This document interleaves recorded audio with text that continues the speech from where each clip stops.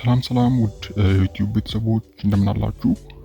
ዛሬ እንግዲህ በዚህ ቪዲዮ ላይ ስለ ሞሪንጋ የምናየው ይሆናል ማለት ነው። እንግዲህ ሞሪንጋ ወይም ደግሞ ሽፈራው በተጨማሪም ታምረኛው ዛፍ ወይም ደግሞ ድረምስቲክ ዛፍ በመባል ይታወቃል። እንግዲህ በንጥረ ምግብ ይዘቱ የበለጸገ ተክል ሲሆን ለመድኃኒትነትና ለጤንነት ባሉ ጠቀሜታዎች ምክንያት በስፋት አገልግሎት ላይ ይውላል።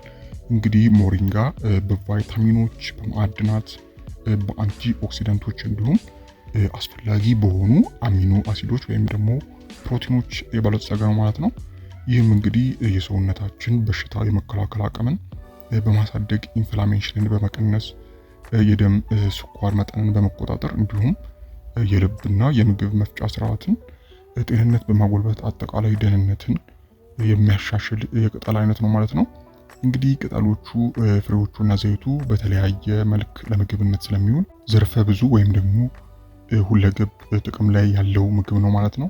እንግዲህ ዛሬም በዚህ ቪዲዮ ላይ እንግዲህ የጤና ጥቅሞቹን አንድ በስፋት የምናይ ይሆናል ማለት ነው።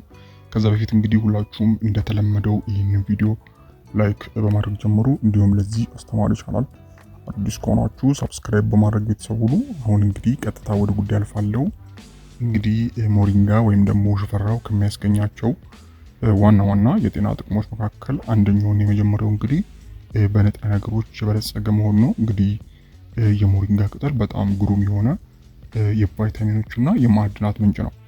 ከነዚህም ውስጥ እንግዲህ የሚከተሉት ይገኙበታል። የመጀመሪያው ቪታሚን ኤ ነው።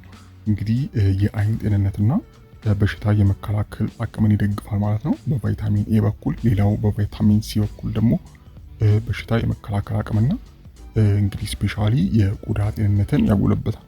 ሌላው ካልሲየም ነው። ካልሲየም እንደሚታወቀው አጥንትና ጥርስን የሚያጠነክር ነው። ሌላው አይረን ነው።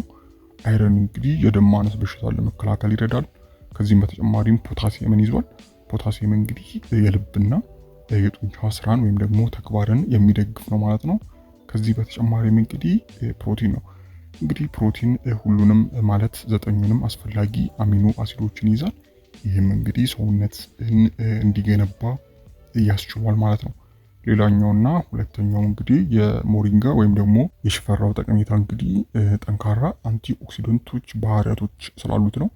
እንግዲህ ሞሪንጋ እንደ ኳርስቴን፣ ክሎሪጀኒክ አሲድ እና እንደ ቤታ ካሮቲን ባሉ አንቲ ኦክሲደንቶች የበለጸገ ሲሆን ይህም እንግዲህ የተለያዩ ሁኔታዎችን ለማድረግ ይረዳል። ከነዚሁም እንግዲህ ፍሪ ራዲካሎችን መዋጋት፣ የኦክሲዴቲቭ ውጥረትን ለመቀነስ፣ ኢንፍላሜሽን መቀነስ፣ ሴሎችን ከጉዳት ይጠብቃል ማለት ነው። ይህም እንግዲህ ከአንቲ ኦክሲደንት ጋር ተያይዞ የሚመጣ ነው ማለት ነው። ወደ ቀጣዩና ወደ ሶስተኛው ስናልፍ እንግዲህ ሶስተኛው የልብ ጤናን ይደግፋል ነው። እንግዲህ ሞሪንጋ ወይም ደግሞ ሽፈራው የኮሌስትሮል እና የትራይግሊሰራይድ መጠንን ይቀንሳል፣ የደም ግፊትን ይቀንሳል፣ የደም ዝውውርንም የሚያሻሽል ይሆናል ማለት ነው። ይህም እንግዲህ ከልብ ጤንነት ጋር ተያይዞ የሚመጣ ነው ማለት ነው።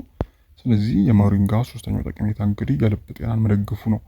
ወደ ቀጣዩ ስናልፍ አራተኛው ነው። አራተኛው እንግዲህ የደም የስኳር መጠንን ለመቆጣጠር ይረዳል።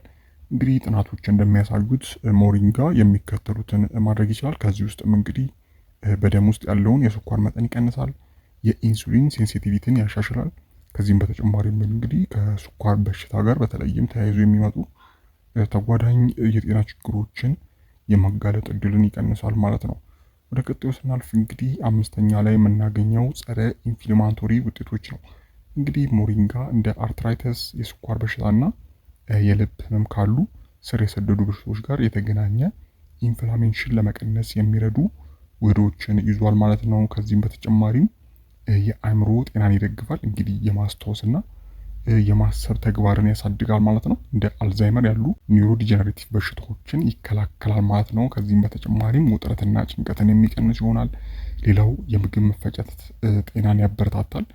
እንግዲህ ይህም ከጨጓራ ህመም ጋር ተያይዞ የሚመጣ ነው። እንግዲህ ሞሪንጋ ከፍተኛ የፋይበር ይዘት ስላለው የምግብ መፈጨት ሂደትን ያሻሽላል፣ የሆድ ድርቀትን ይቀንሳል። እንዲሁም እንደ ተፈጥሯዊ መርዝ አምካኝ በመሆን የአንጀት ጤናን የሚደግፍ ይሆናል ማለት ነው። ሌላኛውና ስምንተኛው እንግዲህ በሽታ የመከላከል አቅምን ያጎለብታል ወይም ደግሞ ኢሚኖ ሲስተምን የሚያሳድግ ይሆናል ማለት ነው።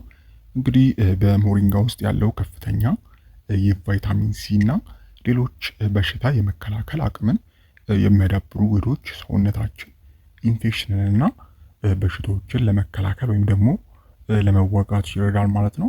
ሌላኛው እንግዲህ የቆዳና የፀጉር ጤናን ያበረታታል። እንግዲህ ለቆዳችን እርጥበትንና ምግብን ያቀርባሉ። ብጉርና የቆዳ ኢንፌክሽንንም ለማከም ይረዳሉ ማለት ነው። እንግዲህ ፀጉርን ለማጠንከርና ፎርፎርን ለመቀነስ ይረዳሉ ማለት ነው። አስረኛው እንግዲህ ከጉበት ጋር ተያይዞ ነው። እንግዲህ የጉበት ጤናንም የሚያሻሽል ይሆናል። እንግዲህ ሞሪንጋ ጉበታችን መርዛማ ንጥረ ነገሮችን እንዲያመክን ይረዳል። የጉበት ጉዳትንም ይከላከላል። እንዲሁም የጉበት ተግባርን ያሻሽላል ማለት ነው። ሌላው እንግዲህ ክብደትን ለመቆጣጠር መርዳቱ ነው። እንግዲህ ሞሪንጋ የሰውነት ክብደትን በሚከተሉ መንገዶች ለመቀነስ ይረዳል። አንደኛው ሜታቦሊዝምን ከፍ በማድረግ ነው። ሌላው ስብ ወይም ደግሞ ፋትን የመፍጠር አጋጣሚን በመቀነስ ነው። እንዲሁም እንግዲህ የምግብ ፍላጎትን በመቆጣጠር የሰውነት ክብደትን ለመቀነስ ያስችላል ማለት ነው። ሌላው እንግዲህ በመግቢያ ላይ እንደነገርኳችሁ ከካልሲየም ጋር ተያይዞ እንግዲህ የአጥንትን ጤናን ይደግፋል። እንግዲህ በውስጡ ያለው ከፍተኛው የካልሲየም እና የፎስፎረስ መጠን ለአጥንት ጥንካሬ አስተዋጽኦ የሚያደርግ ከመሆኑም በላይ ኦስቲዮፖሮሲስ እንዳይፈጠር ለመከላከል ይረዳል ማለት ነው። ሌላው እንግዲህ የቁስል ፈውስን ማፋጠኑ ነው። እንግዲህ ሞሪንጋ ቁስል በፍጥነት ለመፈወስ እና ኢንፌክሽንን ለመከላከል የሚረዱ ጸረ ባክቴሪያ እና ጸረ ፈንገስ ባህሪያት አሉት ማለት ነው። ሌላው እንግዲህ የተፈጥሮ ኃይልን ይጨምራል። እንግዲህ ሞሪንጋ ገንቢ ንጥረ ነገሮችን በብዛት የሚገኙበት በመሆኑ ድካምን ለመዋጋት እና የተፈጥሮ የኃይል መጠንን ለመጨመር አስተዋጽኦ ያደርጋል ማለት ነው። እንግዲህ በመጨረሻም ሞሪንጋን እንዴት መጠቀም ይቻላል የሚለውን ስናይ እንግዲህ ያልደረቁ ቅጠሎችን በሰላጣ ወይም ደግሞ በስሙዚ ውስጥ ጨምሮ መመገብ፣ የደረቁ ቅጠሎችን ደግሞ እንደ ሻይ ወይም ደግሞ ከሻይ ጋር አፍልቶ መጠጣት፣ እንዲሁም እንግዲህ የሞሪንጋ ዱቄት ጋር ተያይዞ እንግዲህ በጭማቂ በሾርባ ወይም ደግሞ በምታዘጋጁት ምግቦች ውስጥ በመጨመር መመገብ የምትችሉ ይሆናል ማለት ነው። እንግዲህ የሞሪንጋ ዘይት ለቆዳና ለፀጉር እንክብካቤም መጠቀም ይቻላል ማለት ነው። እንግዲህ በአጠቃላይ ሲታይ ሞሪንጋ ምንም ጉዳት የማያስከትል ቢሆንም ከመጠን በላይ መጠቀም ወይም ደግሞ መውሰድ የምግብ መፈጨት ችግርን ሊያስከትል ወይም ደግሞ ከምንወስዳቸው መድኃኒቶች ጋር ተቃርኖ ሊፈጥር ይችላል ማለት ነው። እንግዲህ ሞሪንጋን ወይም ደግሞ ሽፈሮን አዘውትራችሁ ከተጠቀማችሁ ወይም ከመጠቀማችሁ በፊት ሁልጊዜም የጤና ባለሙያ ማማከር አስፈላጊ ነው ማለት ነው። እንግዲህ ውድ ቤተሰቦች ለዛሬ ይሄ ነበር። ከዚህ ጋር ተያይዞ ጥያቄ ካላችሁ እንዲሁም ሀሳብ አስተያየት በታች በኮሜንት ማስፈሪያው ላይ ማስቀመጥ የምትችሉ ይሆናል ማለት ነው። እስከ ቪዲዮ ፍጻሜ አብራችሁን ስለነበራችሁ እጅግ በጣም አመሰግናለሁ። ፈጣሪ ያክብርልኝ። በቀጣይ በሌሎች ቪዲዮዎች የምንገናኝ ይሆናል። እስከዛው በያላችሁበት ፈጣሪ ሰላም ያብዛላችሁ። ደህና ሁኑ። ቻው